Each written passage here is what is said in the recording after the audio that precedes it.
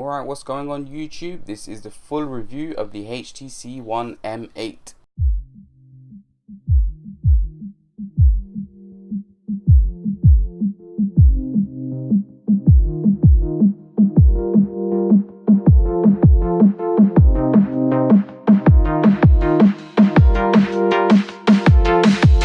So really, when you're talking about the M8, you will actually remember that HTC actually made the HTC One M7, which was a major hit last year. So as you probably know, the HTC One M8's rival is actually the Samsung Galaxy S5.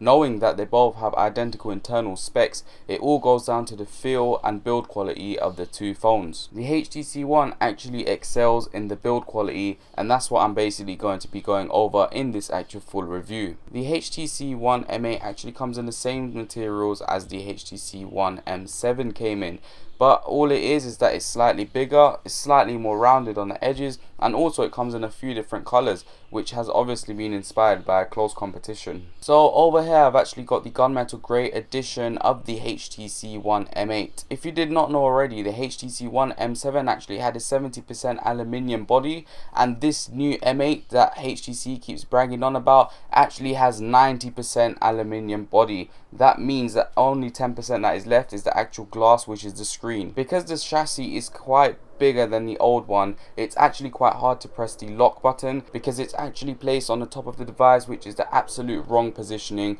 for such a tall device. It should actually be on the side, but anyways, HTC has compensated for this, as you can now just double tap the screen to awake it or make it go to sleep. One thing to me that HTC done very well was actually putting a headphone jack on the bottom of the device. This is a really good thumbs up from me, as I like the headphone jack on the bottom of the device. Also, the HTC One M8 has a IR sensor on the whole top of the device, which means you can control almost anything, such as a TV or this camera you guys are watching me on now. So the most important thing on this device is that it actually has a SIM slot on the left hand side of the device, but on the right hand side they have expandable storage, which there's a SD card tray for, and it actually accepts cards up to 128 gigabytes. Now, thinking of that much storage in a phone is amazing, as you can put as many movies as you want, and probably more likely any sort of media that you like. HTC have actually designed this phone to give the user a nice premium feel,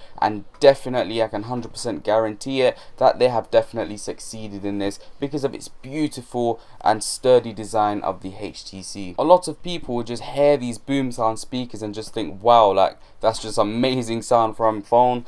And what I want to say is, why doesn't all phone companies make front-facing speakers? You just don't understand. It's just a total different experience, because just watching like everyday YouTube videos, not only the 1080p display gives you this beautiful screen, but the sound system in this phone is sort of like surround sound, as there's two front-facing speakers which are boom sound speakers, which give this crystal clear quality which you cannot go wrong on. Now, one thing that has been going on even from the M7, which is still going on the M8, is the actual camera, which some people are actually giving positive feedback, but some people are giving negative feedback. So let's actually talk about this camera. So it's got a 4 ultra pixel camera, which was on the M7 and still is on the M8. The only thing that they have actually added on to the camera is this actual dual flash LED and the dual camera. So there's a few features which you can do with this.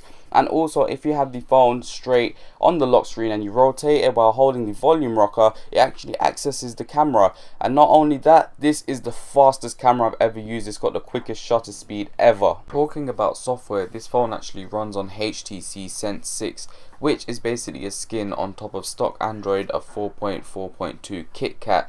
Now, I just want to mention right now, this is the best ever Android skin basically I've ever used, because I've used TouchWiz on Samsung, but I've never really liked it because it's always felt quite clustered. With HTC Sense 6, it's just a slight adjustment to stock Android, which makes it feel really nice and really smooth. Also, performance wise, I'll give this phone a 10 out of 10, just because there's no sluggishness or lag whatsoever, and this is obviously because HTC has used top-notch hardware in this device. Now, concluding this video, I would definitely recommend this phone out of any phone at the moment on the market. Even though the camera does let the phone down slightly, the phone, the way it has been built, a user cannot have a reason to say why they won't want this device.